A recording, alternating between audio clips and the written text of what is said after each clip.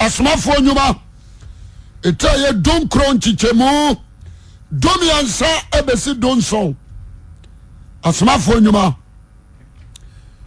sankofa radio papa ni dino ya na mi refini din tamisha pa yene nkomo jo kenkai Acts chapter 19 verse 13 down to 17 skiwa mabason skiward mabason ana yudafo akomfo a wonam kine no mu binum si won bo se ababo awurade Yesu din wo wona ahomone e won so se ye ka Yesu aporo kan no asem no gumo so yudani sofo pani skiwa mabaso bi na wo yosa na ahombone bu asem ni Yesu ana menim Paul na mo ne ho anom no nipa ahombone wo mu no hye won so ye won pasa no de adegya ne afadwane firi fie no mu na yudafo ne helafo a wote afi so tee no ehu ka won nyina na woyi awurade Yesu din ayekese amen kotasi we na medeka Sunday awa sorry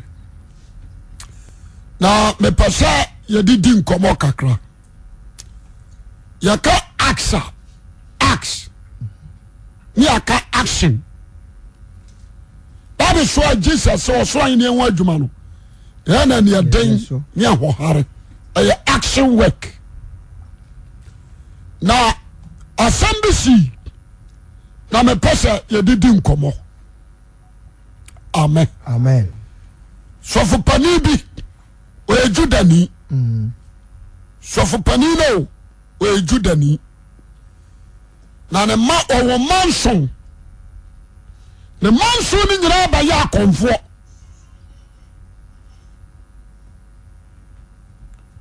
o manson ne manson ni nyira aba common amen na me study hano me hu sa sofo pani no obu Mose mraso amen obu Mose mraso emra no no Lewi asofo ana ya asofo Juda asofo ni asofo amra no no Lewi asofo ana ya asofo because anwosane wo Aaron so na sania fa Aaron asofo so enti so study a Lewi ni bia ni ho na sini ba ya konfo obi an hwe nso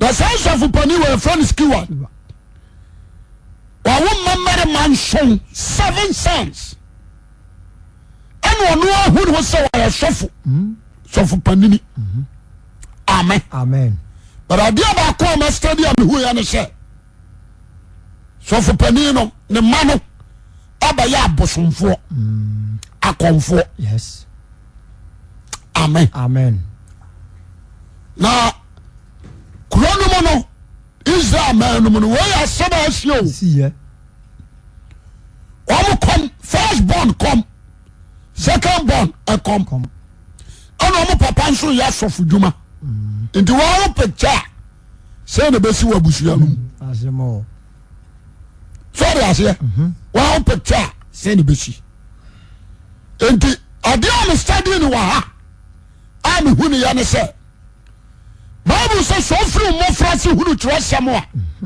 ama hunu nyansa that's right na do akonkwagie skilled and training the man o nyamim what do you say yes because onu amu kura no amusrani no so onu skilled no amusrani no so onye choosing pastor nka oya bi so what do you say yes enti adia be cover no onya the person e kasa asem wi enti skilled a man enya good training according to James was so be a hunu ni fie so hwa on hwawrade nwan asafo on hwawrade asafo what do you say no kwasem pa ana skilled ya asafo ana ne ma anso ya konfo yes akwasem wo no aseɛ nokwasɛm paa skeward yɛ sɔfo but ne ma ayɛ akɔmfoɔ sɛdeɛ Pentecost sɔfo panini ne bɛyɛ Rastafarian no wɔde aseɛ nokwasɛm ne baba ma yɛ Rastafarian wɔde aseɛ mepɛ sɛ meka biribi ntia that's it enti skeward ma no ɛbɛyɛ menka ne sɛ ahohommɔne bɛfaa wɔn nokwasɛm amen amen ɛna wɔn study Paul adwuma a Paul reyɛ in the name of Jesus Christ that's right they are study him wɔn study wɔn papa nso adwuma a wɔn yɛ wɔn de toto Paul deɛ no a difference wɔ mu wɔde aseɛ nokwasɛm wɔn de toto Paul deɛ no a difference wɔ mu ɛna wɔn hwɛ Christ wɔn de wɔn papa adwuma no a wɔyɛ no toto Christ nso a difference wɔ mu friends room so wɔde aseɛ ɛbɛka asɛm now matrase na masese mahunu sɛ yɛwɔ so many pastors a wɔn ma ahohommɔne adɔ no ti wɔn bebree wode aseɛ ɔba no nya kɔnfoɔ no nkyerɛ sɛ wɔyɛ papa sɛde akɔm afa bi ma no saa nso na adwama ahom afa bi ma pɛpɛɛpɛ sɛ ɔhwɛ asɔfoɔ no bi ma hom ɛwɔ sɛ nka ne papa step down reason akora firi adwuma no mu nkɔ ye ɛka sɛm akyerɛ wo na steward ma no ɛwɔ kyerɛ yɛ ahunu sɛ Paul ɔnyɛ biribiaa sɛ ɔde Kristo ho adanseɛ yes na sɛ ɔbɛsa yare a ɔbɔ Yesu Kristo din amen amen ɔbɔ Yesu din ɔtwa ahomɔne yes wate aseɛ nokwasɛm sa yareɛ nyame awufoɔ through the name of Jesus Christ enti baasɔre kyerɛ se sɛ no ɛwɔ sɛ yɛ nso yɛbɔ the same name sɛde aseɛ yes enti ɔmo rahye bayifoɔ bi na ɔwɔ ne fie ɛna ɔmo rahye no ɔsɛ akɔmfoɔ no yɛ bayifoɔ nso deɛ kɛyɛ always the same nyinaa suba pɛ wade aseɛ fine nti ɔduru hɔ no ɛna bayifoɔ no hu wɔn ɛna ɔmo so hu no nti ɔmo duru hɔ na ɔmo se yɛaba wo so nɛ yɛbɔ Yesu a Paul bɔ ne din no gu so wobɛyie ntu number one kurom wɔ ne a wɔmo teɛ no wɔmo de wɔmo akɔm no atra yɛ a wɔmo ntumi andifiti bɛyie no asɛm nti ɛtɔdɔ bi a ɔho yɛba meka bibi sɛ kɔmfoɔ bi hye ɔkyere bɛyie a wɔboa aboa ɔboa bɛyie yɛ angel yes a wabɛkyerɛ nipa mu a wɔdi bɔne wode aseɛ nokwasɛm ɛna bosom no nso yɛ angel yɛ ɔno nso abɛtena mu di bɔne wode aseɛ yes na ɔdaka kyerɛ sɛ makye no wokye no kɔhe ka wɔbɔ ka paa yɛakye ne bɛyie no wote aseɛ ade a tumi de separation aba nipa ɛne ɔmmɔne ntam yɛ the name Jesus Christ amen amen only Christ alone ɛna de separation aba wote aseɛ Yes. me study Bible no from Genesis ɛbɛsi Malachi wɔma obia nto bɛyie da obia nti akɔm da dabi wone ho ahoɔden ɔmmara da wɔ ne sɛ woyɛ Israelni na ma ba kɔm a yɛtwa wasuo wɔ su yɛkum kum sɛ obi yɛ bayifoɔ a yɛyi ne firi kuro no mu baa n'akyi yɛde no akɔtena baa n'akyi na sɛ yɛto honhom no afiri no mu deɛ ntimi du sɛ wode aseɛ yes enti bɛsi nnɛ bosomfoɔ bia ne hɔ a ɔtumi to bɛyie dabi deɛ ne nsɛm keka kwa wogyeme so a mepɛ amen amen bosomfoɔ bi ani hɔ ɔtumi to bɛyie ɛne ɛbɛyie no kora tumi kyerɛ bosomfoɔ so sa ɛbreki no meka sɛm akyerɛ wo wogyeme so a mepɛ amen enti yɛnhwɛ adeɛ o ɔmo se ɔmo nyinaa no kɔɔpɛ o yɛbɔ Yesu apɔre bɔ ne din no guu so so yɛ aseɛ number 1 ɔmo bɔ din no deɛ bata anyɛ adwuma asekyerɛ no sɛ ɔmo yɛ tenenee tamfo so yɛ aseɛ ɔmo yɛ tenenee tamfo ɛna 7 gyina hɔ ma perfection nti ɔmo yɛ perfect ɛwɔ demonic so yɛ aseɛ fine nti bayifoɔ no nso bɛkasa obi a nano a na ɔka kyerɛ sɛ hey number 1 menim Yesu obi a nti ayɛ bayifoɔ no bayifoɔ no ɔsɛ me menim Yesu mesaa menim Paul na mo nso mo ne hwan wọ́n yà sẹ́ wà wọ́n a wọ́n ahuru sẹ́ wọ́n ndisafo sẹ́ wọ́n tẹ́mi kàtẹ́ ní sẹ́ wọ́n firi nipadua no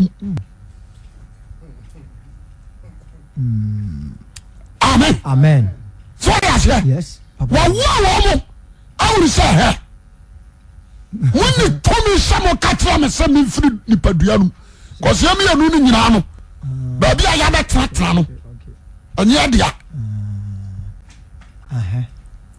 So I say, only Christ alone. And I will quite sure catch him say, "Min free ni padiano." Or say, "Min Yesu, min Paul." I'm also my wine. Me pasa on command ya tutin. I am a dapaye. Jemeso amen. Fine. Me first question me busa Ghana for you na say. Wọ́n mo bọ̀ mpa mu a mo kọ́ asọ́rẹ́ ẹni sẹ́ sáyìn ẹna bayifuo hu amen na sáyìn ẹna bosomfoɔ nso hu are you righteous? What is here? Yes. Amen. What's the meaning of Christ? Meaning Paul. When you are in which way? When you say Jesus, Abba trust us so. Because spirit need the kind and son Christ here the Abba. When you saw Abba 33 years, almost setting so many trap. And you know. But trust us so. What do you say? Yes. And defeat you. So I say, only him. And ultimately defeated Satan. I defeated all the angels. Amen. Foreign angels. The Bible what you say. And all the women say, "Oh, you're perfect." That's right. Women say, "You're excellent." Wow. Women say, "You're nyankopoba." What you say? Yes. Women say, "Tommy, you know, you're the man." Women what you say? Fine. Number 2. Woman ready Paul so who say, "Amira Paul so ba sakra obaji Yesu di ya no." What the nipadua nyina. Aba for there. Yes. So I say, and to Paul that ni de wakuno. Wow. And what trust one coffee from. Amen. And to nya Paul bio ana nenam ho na Kristo a wati Paul mu no. Ana nenam ho. Amen. E ba cha what you say? Kwasempa. And to all the you can say evil spirits no. And they dance as Paul. A different altogether. That's right. Now I want to ask you one word. Asemo. Oko sorry. Odu asuru ja kofie. Masuru kunkuma bo. Yeah, to kofie mu. What you say? Son wo fi abaifo hu wonu so omo we ewurade so obogia dia ada babo sampa na dan so no obo hwew eso ma we unu no what you hear eso ma we unu no cuz akwani kwagia ho no Bible ni say wo money ni dia wo money ni tini mo no wo money ni jiga ni bufu papa na wo hwewa mu eso ma we ma say omo what you hear wo wa mu no ohuru say o ma tra kwan sha the deal kuro mo boy no o mo deserve ni ho kwai so mo bo the by phone so mo buwo mo tete wo mo taadie mo mo dia daja na koye o dia se o dia me ka bi se ena no eni papa mpai bo ye mpa gen sakra do so do mpa bondie enti always ama Satan so strike won so what do you say na say sempa ama Satan strike won so no kwa sempa ya do osuruja osuru kunkuma bo no obo ne nsam to no dia ba hwefom ni nyina ne se obo mpa ya break Satan and so what deserve say we didn't nanim so anyhow no when a righteous person that's it every evil spirit in the world no a righteous person what do you say say ni pano omo adwen pose e kono ho what do you say yes omo advice omo ho omo kono ho what do you say na one boyfriend ada sorry no wa satade body yeah what do you say na ko your friend say baboy empire bo no akoginem to me bia wo ye me break no no what did you say you are mentioning the name Jesus am la woni ho kwai se wo bo our sadano ho monene spake so what do you say no ba ye uduka oba bo pa ezo wo ya kwa ko bo what do you say our so papa wani so tini how baby no our so de yare beto so our so ma yare no ye dene ye den cause wa hu say wo jawa asemo enti samo ba ha wona tiri mpai bo no wo so no problems do so no kwa sempa tu nya tini da wona tiri mpai bo no wo how do so baba be a righteous somebody you need a righteous life so person be your bosom ashowa live a righteous life amen shuwa what do you say no kwasem me person me kan okora tiro me gina hai kwasem me gina hai kwase we am me gina hai me ka de senya me anu nyam kwasem ahohomoni ni me pa abosomfo ni me ni mo what do you say malamfo ni me okotufo adi fotofo okotofo nyina ni me ni mo papa ti asem ni yi what time ya enyi yes ni nyina ni sa wo hwe ni me ho that's it when you say Jesus Christ I as we are should do for na ba me nchen na so no hwe ni me if you say Christ is righteous about this age on committee sin da what do you say but who ni bibi wo ho ti oba what's a ko just baby asa ko tietem say wo bonu tuo pay what do you say I was so about prune him egu so now him abusumi nhia asemo so what you say ya say me enti me study Bible na me hu say yes ania sankane salai na wa ko pa hu asem dia ba ko hwinya mu a de ko baby o so what you say enti ade am study am hu say masa what dia asema me kemse wo ma tini mpai bona ye mpa gen sakra no wo ma so no wo ma how do so wo ma o ana wo ma how do so because one per Christ one person who money be who say we Christ chidini nti wakɔgye nsu abɛsɛne hɔ na kyerɛ sɛ wo pɛ sɛ ɔfa kɔti kwan ɛborɔko no nyɛ saa wopɛ sɛ ɔfa kɔti kwan ɛborɔko no awurade wobɛyɛ ɔkranka krankenka bɔne bɛkyerɛ na ada sunsum la ayɛ mu wote aseɛ nti asɛm no yi enti nnipa babrɛ gu nsɔre ma hɔ de asɔfre ne nyinaa ne sɛ ɔde hwempɔ duro ɛkɔ sɛ kotodwa yareɛ nipɛ sɛ na anɔpa yi tiɛ skeward ma no baifoɔ ne sɛ ɔnim Christ ɛne ɔnim Paul wote aseɛ ɔnim Christ ɛnim Paul sɛ sɛ wo a wotie me no mebusa wo saa na akɔmfoɔ hu amen saa na akɔmfoɔ ɔmo hu sɛ woyɛ awurade de a ɔmo wu a tene ne so kyerɛ bɔne gyeme so amen ɛbakyɛ wate aseɛ nti sɛ wogyina hɔ na ɛkɔ wiadeɛ ne yɛbɔ dua a bosom no ɔbɛba bosom no bɛadeɛ ɔbɛba bɛhaw wogye nkyim a ɔno ɔbɛda wogye nkyim a ɔbɛma nsu abɛtaa wo yam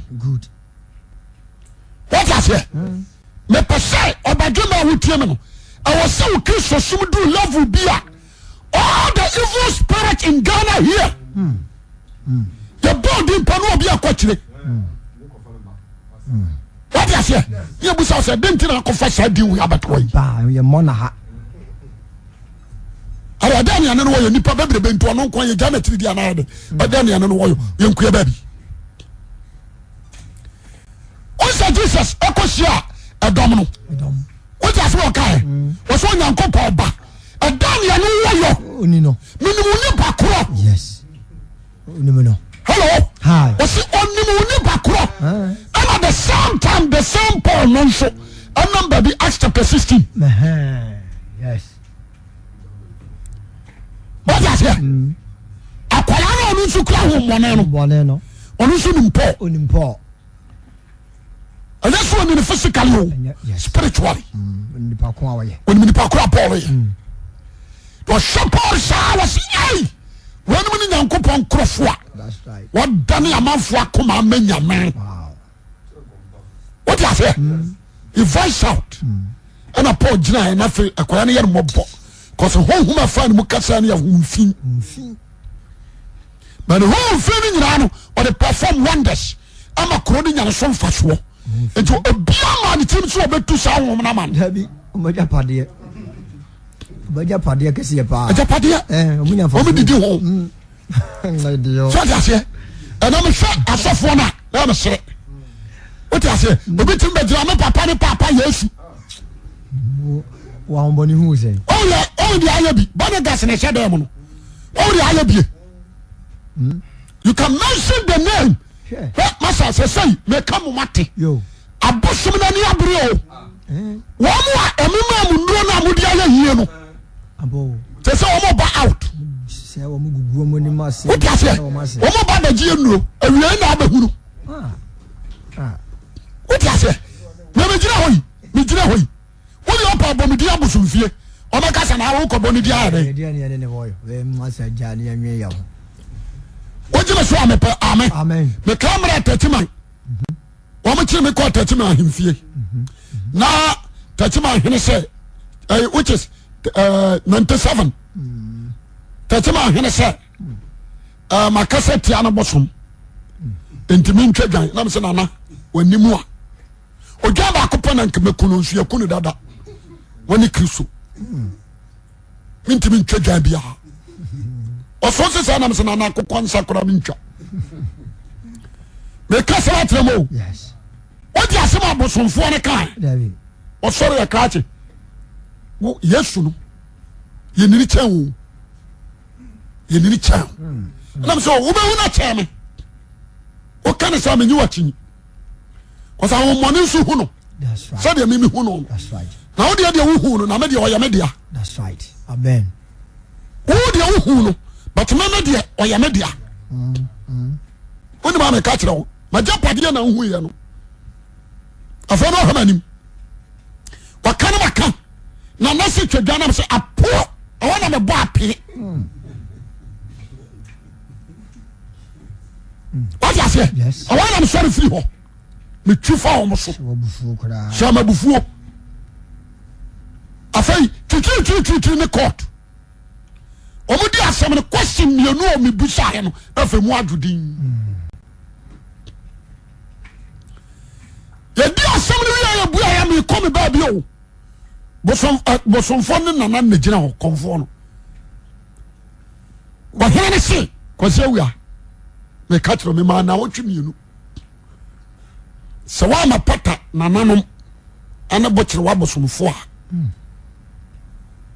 ube free wiase wow na no si ana msenana me so ma bosom mienu me pesa na wotwe mienu no twam na ho sameti ase that's right o ti ase me so ma na bosom mienu sa Kristo ti ase sense wan fa ni die ama de obo na wo jira wase wan fa ni die ma bosom nti o kra be free won sam o ti ase bosom mienu papa na da so tachima hene me na sa ko jira afidie so o tachima afam so no mo di ahyadam se mo obi anan so adam te se wo wu no wo 3 days am yam ko tra radio so me yes me preach na me di tudwa me ka se na man fo be twa so na me so wu ya wo mpiem na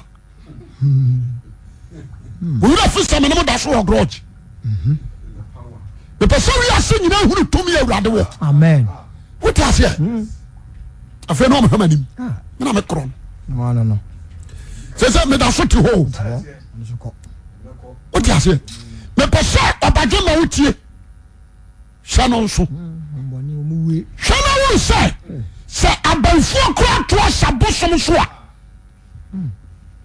abosom so banfu ba ko patimi a chewo ma hwewo abi ade na hawa wo so fi aso kokonfo ye bi ho waste of time abi ade na hawa wo so kokonfo agrada ho ya na how we for Assemblies of God no wa ko purpose so a purpose ya mun ko bu sanamase a purpose kopem wa ni titibi ma no mo ye mobo what you say yes the person ka sem tro e dia ba de na how yes Pentecost ni every nyame ase akotira maaso dia yinko woman ni nyame no yes so you great omu nim ni pao so so asase so ni asase ase there is no power tu ba na sa yo mo nwa se and the say you Kristo ni na say we free Kristo ni na ase aba na ho so mo awa ono kra ai o se akoy wonim di okuta o ye what you say abusafo me dey me come for Kristo ma amen jemeso kasa amen amen munya abosoma tiridie na munya abayuguro amen o jemeso amepa amen amen konfo ne ba ye no akonfo nso no o ma ntumi am wo bosom din so ya sia yes wo se ye bo Yesu a Paul bo ne din ni guso wo kamo mo bo wo ma ja wo bosom ne ho wo mo bo su di ai wo de on party a abosomfo bi o bi san so ho te sai wo se nyame adom ka o mo kapa o bi san na wo se nyame adom o mo je tum se nyame ye kase that's right what you say asa wo ma bosom fi no o mo jidi pa nti asem ni that is why bosom sum yan kwasi asem Isaiah says enye o so bi o sum bosom yo ere ba o kwasia wonyam se na troy to me bia ni tini ye e to bi ba na me ra ho amanipa bos me se bayifo no wona ma sem ya ya me de o se me nim Yesu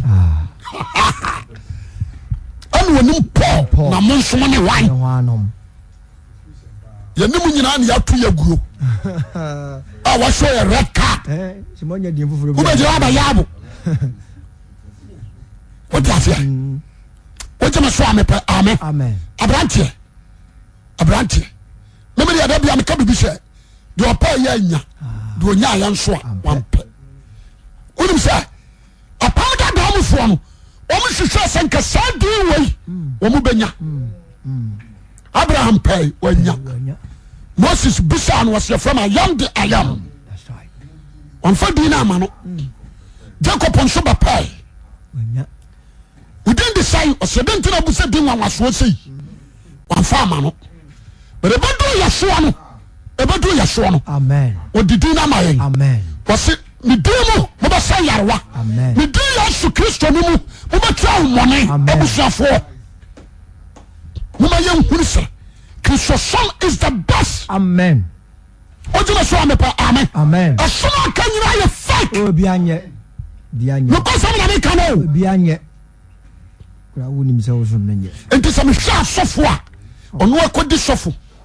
No down and near cobbles from force and my drum could this software. Was a semi failure. What you here? What then and near cobbles from four. Son and mamma drew. Nama foreign coso. Nama found Quashasi. What's all your classing? You question me. What's all your Jimmy for? Wow. Dear. No, if you Ghana or India. You do. But you drop a sorry. No. So call themselves a prophet. Every mapad. I drew. Could you do with this? About party, I want to be so good. No, oh, baby. 2 minutes say just sorry. 2 minutes, or say just sorry. What you say? Tell somebody. Could you draw? Daddy, I'm a tell sorry. The 2 minutes catch us here human blood. And to Kokumini Pamani. No, I call Kokuminipa. I found I can know all other Casimir Diagro. There are many men, a man of the bread, and sorry. I am this one now, only the human soul. Monsieur Mojaku Bopa Maykum Quada. What last year? Yara it was. Just a trust in a junior. Tell you. Jesus by one country was winning Busumphobia. Oh, but Busumphobia, I by four say, when yes, and when him Paul. That's it. What I say? Yes. Or Bonnie soon, you know. When you said to me, you know, amen. When you saw Sonia Sasura, no, amen. When you saw a coffee, when you saw on no young copper ban, amen. What I say? Now, so free the cheek, no, I cannot send an abwan. Casemini, I did our conscience say, almost I was on phone, so almost a true. Almost chat roll. Ultimate radio show, and I suffer a banning check, and so much to be more deal. Kumasi Nkwan so for 500. Omo bi di da. What you say? And can one mention Omo work home. Said your Mahanton, you know the bomb say jam. Obo di no. Obo a bramu so for di. I don't want to turn what you say? The banders for no. Omo take kabo mu Kumasi ano. Do no bo di no omo mu ya no me amakoka ya no. What I say? A branch will tell me, say, Sana Banfo. Hey. Sana Abasanfo. So, amen. Amen. Sana demonics. Masa, so powerful Hudia, and now you know. Yes. And you so a righteous life. Amen. Who person who our money kingdom be a righteous. Amen. Amen. As I tell you, sir, God's spirit is the greatest spirit. Spirit of God is the greatest spirit. Say a castle above one in our boom. Near the one salmon above one in answer boom. What you say? Yes. One to me, a new home conquer barrier. Tell me a Holy Spirit, you know. Say a car above one day in our boom. Any who money the engine album and run and uncockromoto. What I say? Yes. That's our spirit, you know, because of righteous life. No better. Amen. Amen. Amen. So some person, no mpem so obafo anim de obi anye sada obi anye what you say adoa onfo osona no hu ni agro what you say adoa onfo oso what they say jata no hu eni agro ojina wa wajina na so nyina nyama oku ya ntia wota se ayi esremu se ba of baby afa what you say me pese adofo no ai na wo obejina se uribiki baye no fa hujina ska no so he anya se wawu e pese me ka kire wo wonu se Nebuchadnezzar ako Jerusalem ako to se Judah for so that's right abro won se sa won gold owura konkono bia ako fa nyankopon cap the Nebuchadnezzar nyansa ne se wan fa pema daka no on passem ate dia yepen kra passem anko ho ojeme so amepe amen ate that history to call ya na jo sesa caps no oba odi be ye decoration wanum cause owu ani ho ni say onurum wanum kura no odane aboa wanum kura no opona bosumwa ti asamri etimi stop angel awosoro bosumo a stop angel wasoro no bosum ni nyina achi no onyankopo twadi ampo ma wo hene ne dane aboa bosum na amana anya nipa so yes o ma ne dane aboa kotena wiram enti yakatomi a tumi wura ni nyame amen yakatomi a ani Christ amen nti abrantia don't play jokes and for saint ene to Christ ho what you say and for lodge ene to Christ ho what you say and for secret society bia Buddhism for to Christ ho power sa Jesus kurano Muhammad nkuramu kota don't do it asampa na me catch on no I'm not against you what you say amen amen what you say Nebu dani aboa na abosman timi anane ni nipa ko se sawrade na adane no ti Nebuchadnezzar very careful about the cups amfana wan ko ade na me ya adoma wo wuye ana na baba sasa na ni betra ne nto so one day was such a nesse what's a sama no bodwa o ti ase because me go yisika cap na mra me papa no manu am be me no wonu sa cap no nso no osofu panini e me kokunkuru bia o so no manu osofu panini for kuro bia no manu because now you only cap Christ and eba no manu and na dia kire no only Christ alone obi ntimi no manu afei ujafo ya hwie nsagum ho osre kwa na tua na no bobo no anom no de asi okem wa no osro tiam so wala ya sadia no from ba fom no na besasa wana nsambi troy ne atam ne dini si scale ye we no a on deserve say onoma no ntentwane se wakaliw na wawa hu se wonurum waja se wakaliw na wawa hu se wonurum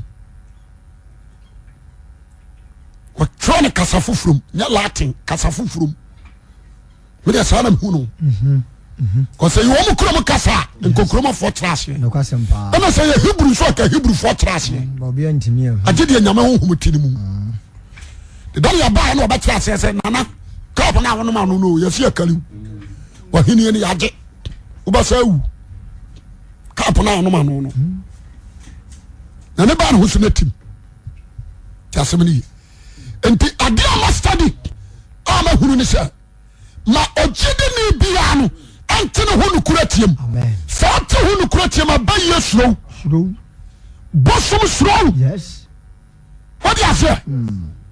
Adiyama hunu masa. Righteous is so important. Yeah, papa.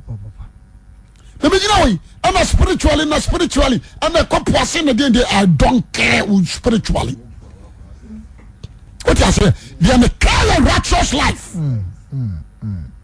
Jamaso, amen. Amen. They are a holy life, sanctification. We are by four brosaya, men found.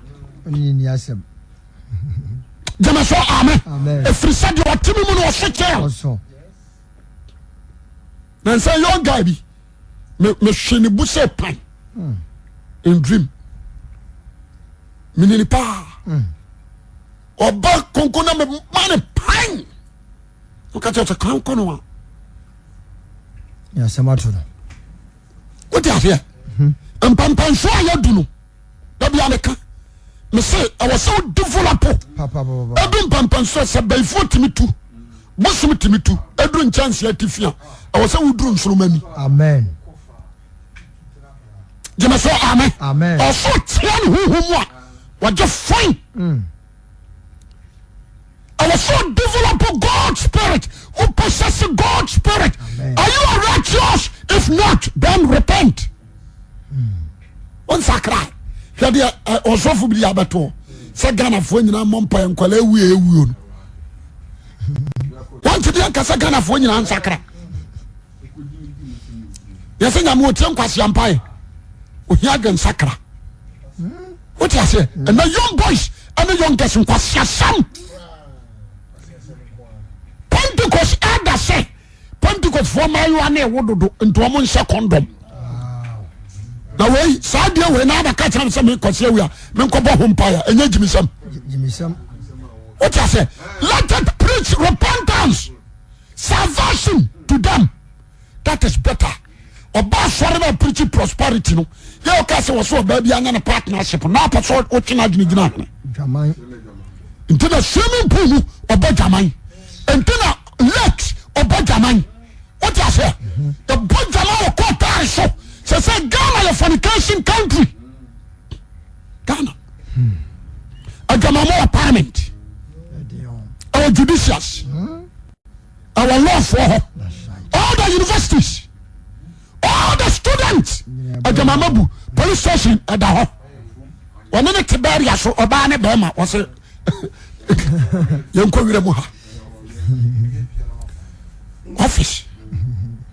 What you say? The persona pay what we terminal. Jenny, I was so much stronger than evil. Amen. We are stronger than I want to say fetish. What do you say? Amen. From nowadays going. Develop God's spirit. Repent. Christ is coming back to judge everyone. God bless you. Michelle. No, Cassie. Bombay. Madam was showed in any way. I'm sweating in a wassim. Kaya honey be a yard, Jim Rassam to maintain. Amen.